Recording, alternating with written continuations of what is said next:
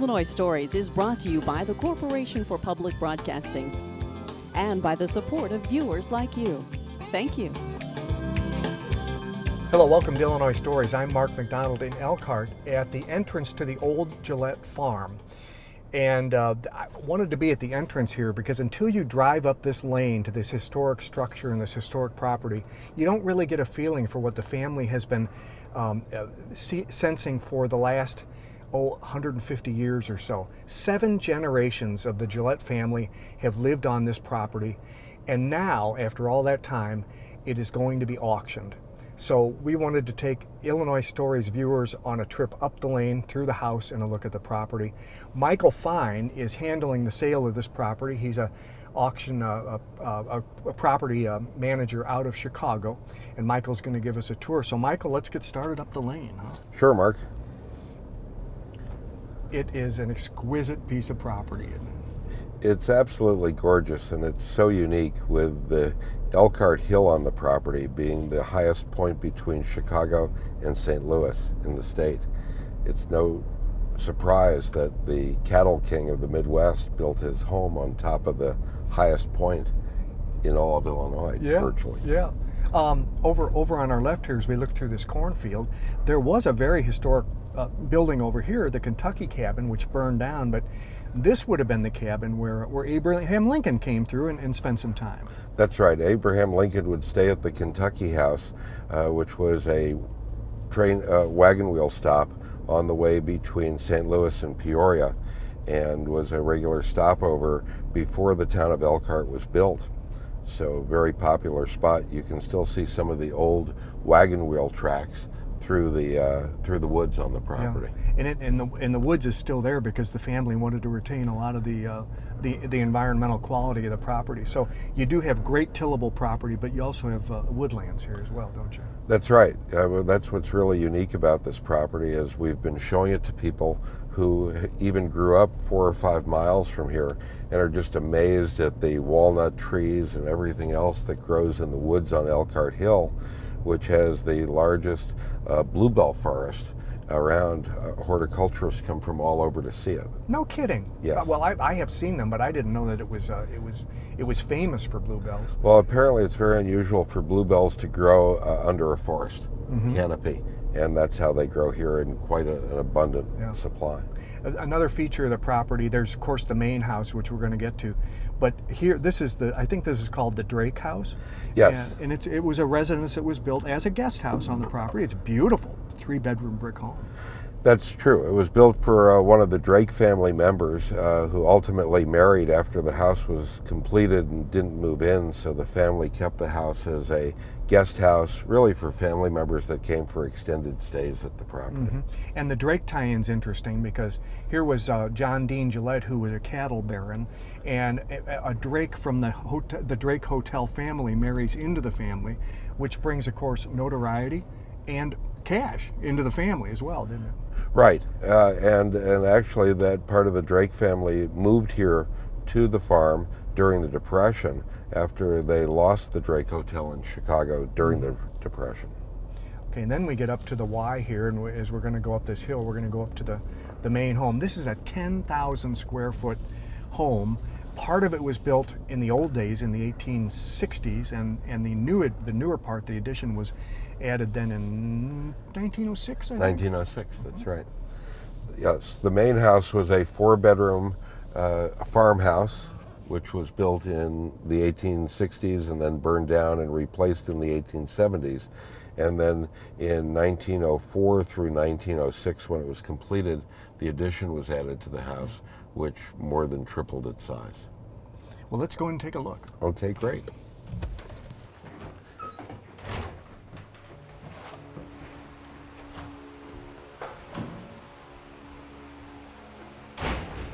Well, Michael, you've entered this house many times, but for somebody like me, it's the first time, actually the second time I've been in here.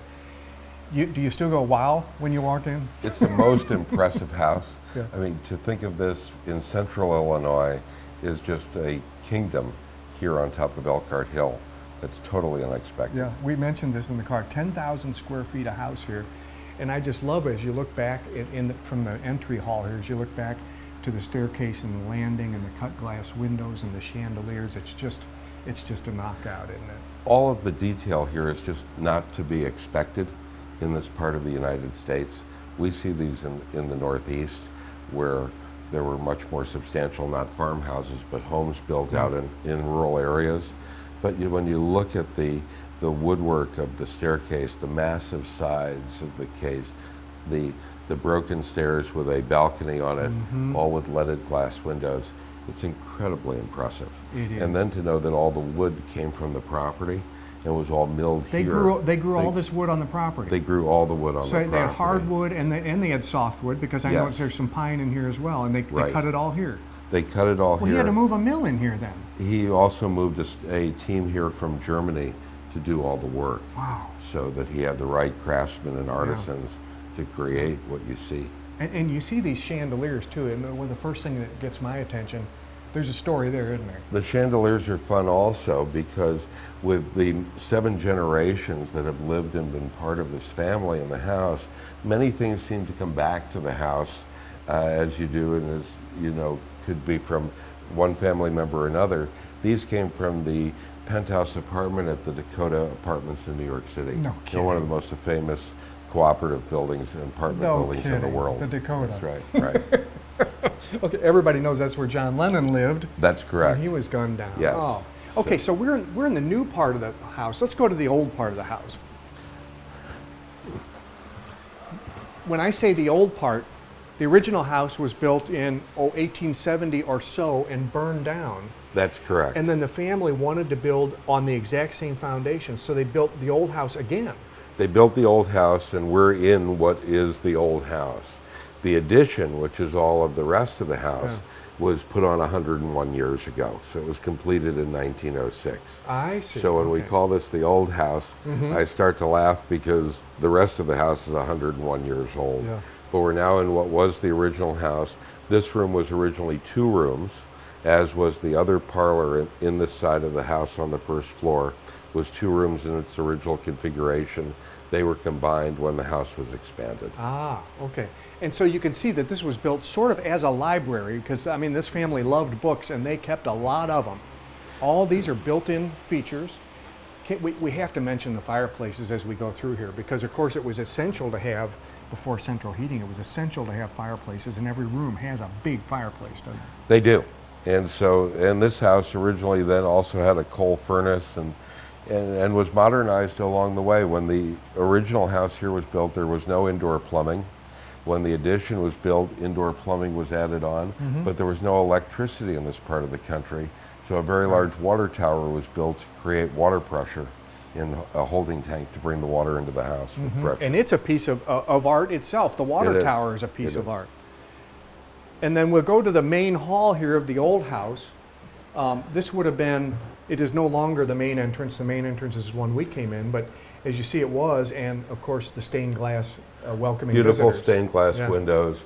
There's a lot of stained glass. One of the components of what the family built was a family chapel at what is now donated land as the town cemetery, which is all done with true Tiffany glass windows. Look at that view. And of course, the train, you can see the train going by there. This is the same tracks that Mr. Gillette would have shipped his cattle on to Chicago, isn't it? That's right. I mean, the property is just perfectly suited for the cattle business.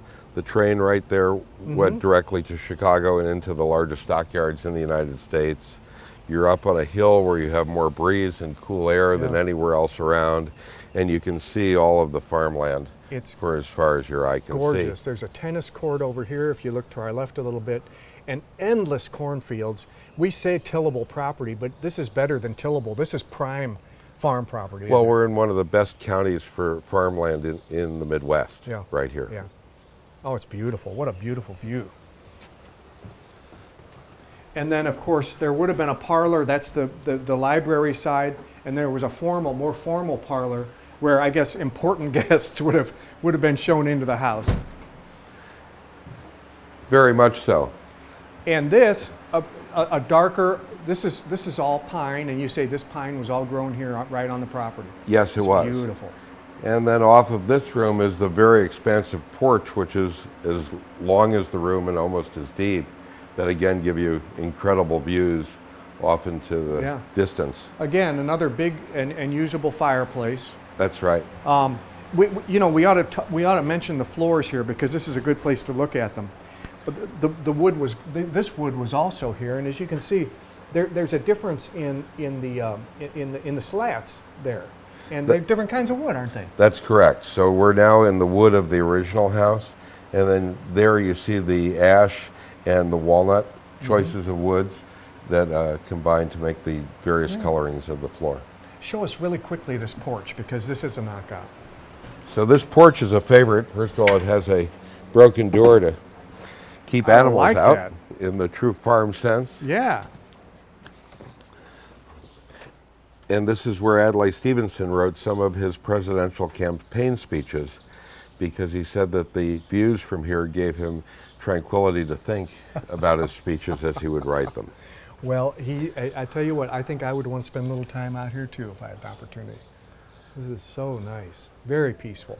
And like you say, it seems like you always get a breeze up here. You're on top of Elkhart Hill. It seems like you always get a breeze. You do. There's the view that he had to look at, which is not too shabby, is it?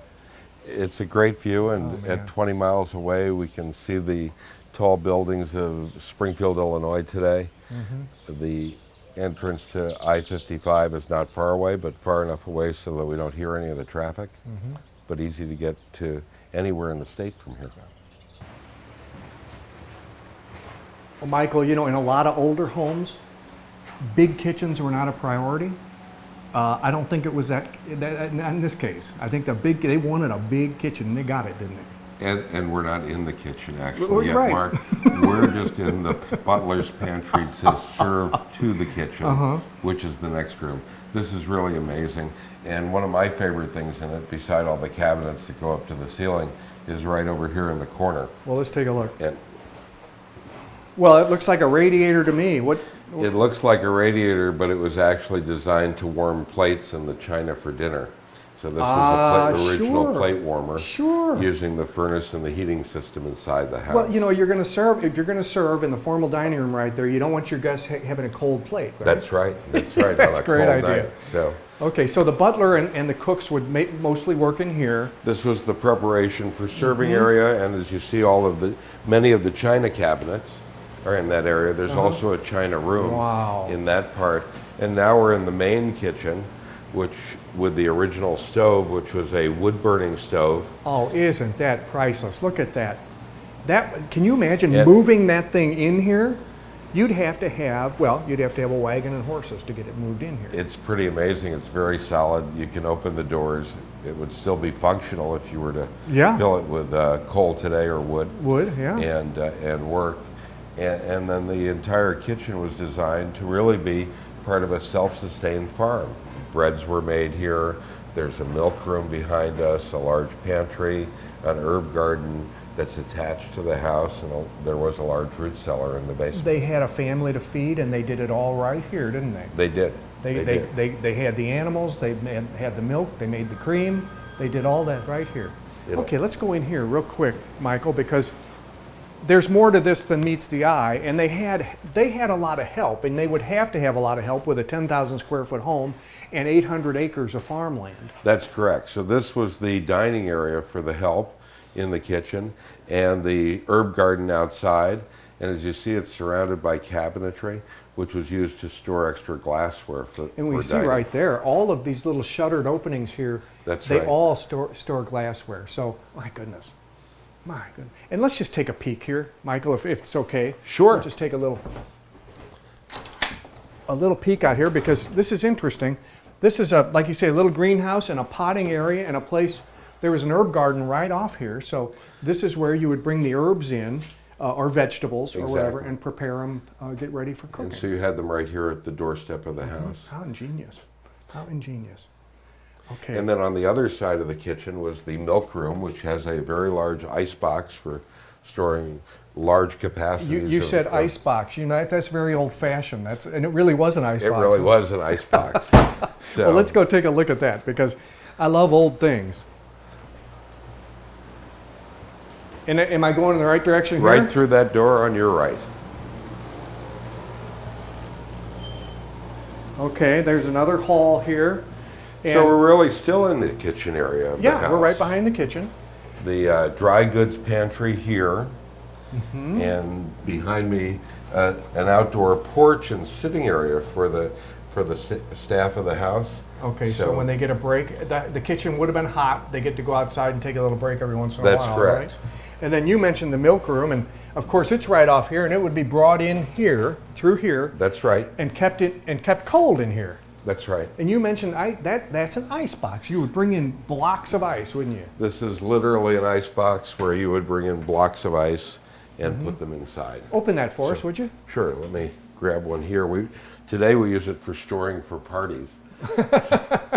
Okay. But people may remember, the Iceman used to deliver ice, and they would keep it in these ice boxes, and sometimes you could keep it for a week. Big and old that's block why there of was ice. such a large one here. Yeah. So that you could quite store ice. Yeah. And then we moved into the electrical age and an early refrigerator. That is old. Used as well. Really old. Fascinating. Lisa Pasquesi, you spent summers in this house, and maybe more than that as a little kid, right? And Yes. you've been living as an adult in this house for a long time, so you know it better than anybody, probably. Well, I know it very well. My sister does as well. She's my partner in all of this. Yeah. But she doesn't live here, so she visits as well as often as she can. Yeah, we've been talking about John Dean Gillette a lot during this program. I'm going to get out of the way so we can see his portrait here. This is at your landing of the main hall. He was the cattle baron. He was the one that had the ideas to preserve this farm so it would always be able to support the family. Isn't that one sort of his theory? That was. He had a vision because when he moved here, he was just a young man coming to work for his stepfather, who was a land broker in the area, and he would save up his money and buy farm ground at literally nickels an acre. At the time of his death, he had about 20,000 acres of prairie, and this was actually painted at the very front part of the house, and there's the prairie with a storm approaching in the background.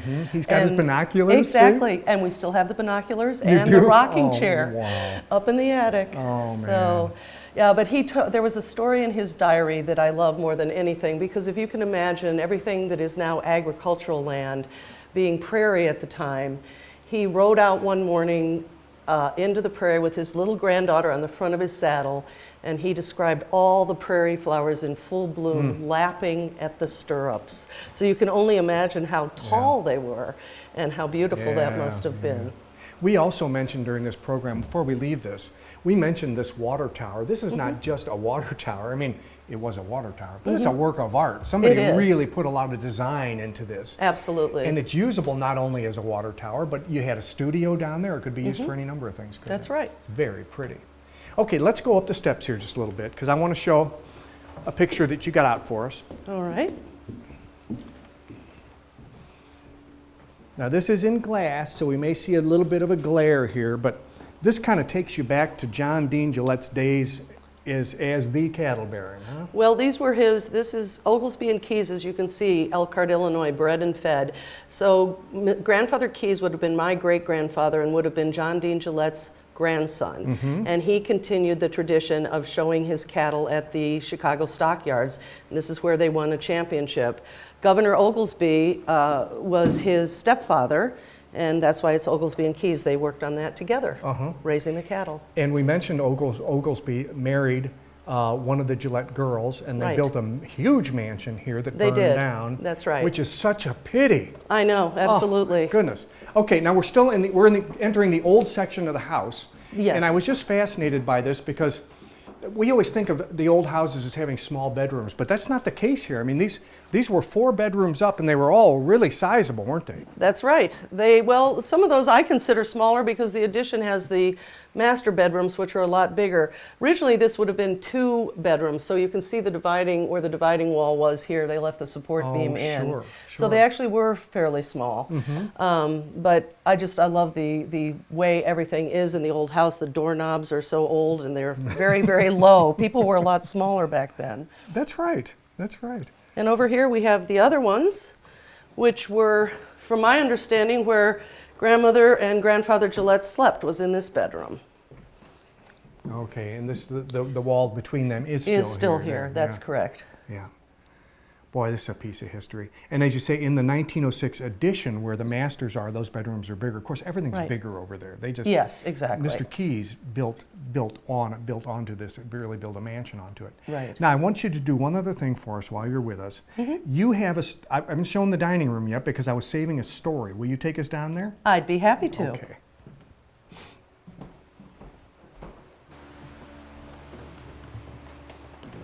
Well, Lisa, I said that we hadn't seen the dining room, and you remember as a small child, you had formal lunches in the dining room all the time. We didn't did, you? Yeah. absolutely. This was the main meal of the day.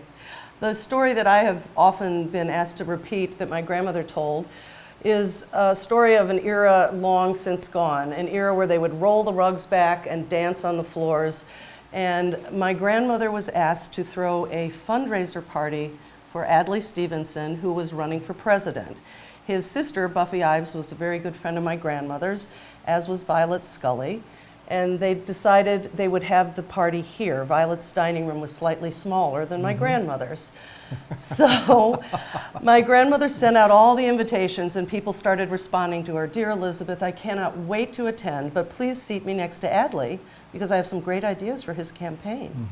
Well, she didn't know what to do. This was a fundraiser dinner. Everybody was paying the same amount of money. She only had 2 people to deal with. There were over 5 or 6 had requested that seat.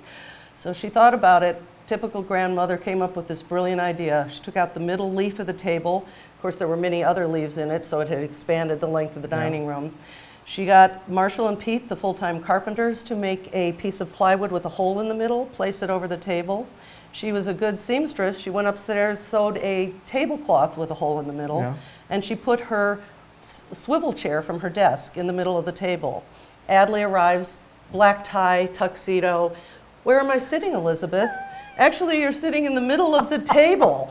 So he had to crawl under the table, get in this swivel chair, and he could swivel all night long and talk to everybody. And the classic punchline was my grandmother said, best thing about it, I didn't have to make a centerpiece. So there you go. Adlai was the centerpiece.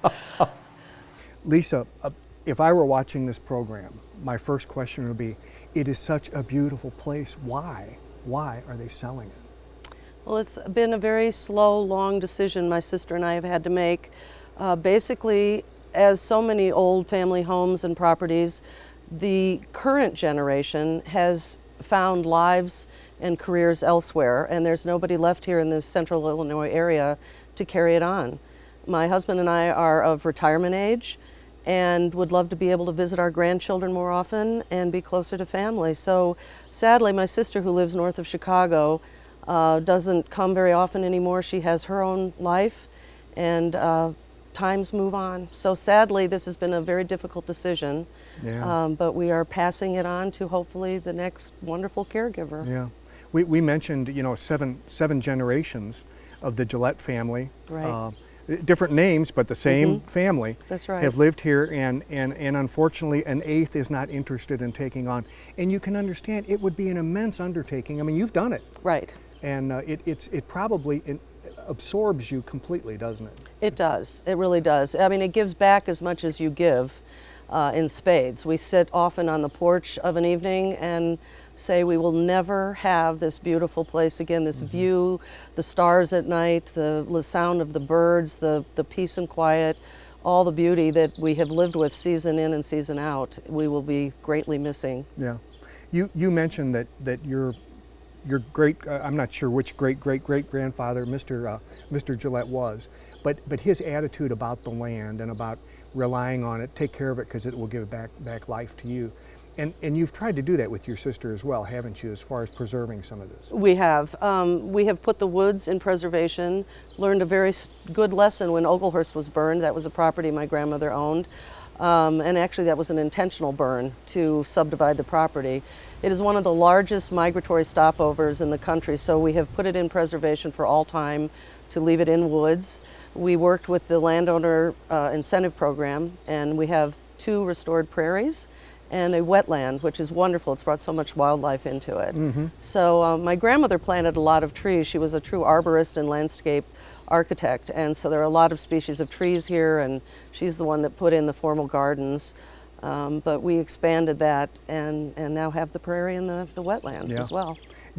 People can only imagine this 800 acres. Of course, it's farmed and that's part of it's taken care of. But when you talk about the formal gardens and you talk about all the trimming and cutting and cultivating, and I mean, two people just can't do it.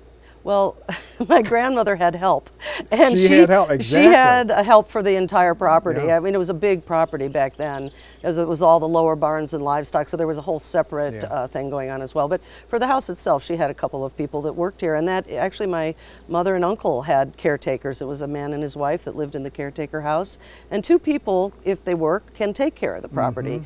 But when you don't have help, it falls to you. So my husband and I basically do most of the work. Yeah. Well, it is definitely the end of a central Illinois story. We just hope, as you hope, I'm sure, that the right people decide to purchase it and that it can remain a legendary property as it has. I hope so as well. We've said our goodbyes. I know I mentioned to you our granddaughter lived on the property with our oldest daughter, and my sister's boys and their fiancés came Memorial Day weekend to tour it. The fiancés had never seen it, loved it, and they basically said their goodbyes as well. So we look forward to the future, and as I say, hope whoever takes it on loves it and cares for it as we have. Good luck. Thank you. Thank you, Lisa. A reminder to you, if you're interested in this property, or if you're not, you're just interested in the state of things, August 1st is the auction date. And there are showings throughout the month of July. If you're interested in seeing the Old Gillett Farm, contact Michael Fine if you'd like to make an appointment. With another Illinois story in Elkhart, I'm Mark McDonald. Thanks for watching.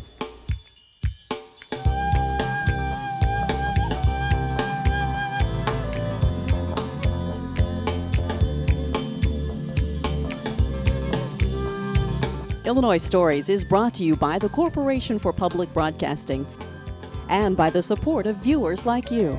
Thank you. For a DVD copy of the program you've just seen, send $19.95 to Network Knowledge, P.O. Box 6248, Springfield, Illinois 62708. Be sure to include the program name, subject, and when the program aired. You can also order with your credit card by calling 800-232-3605.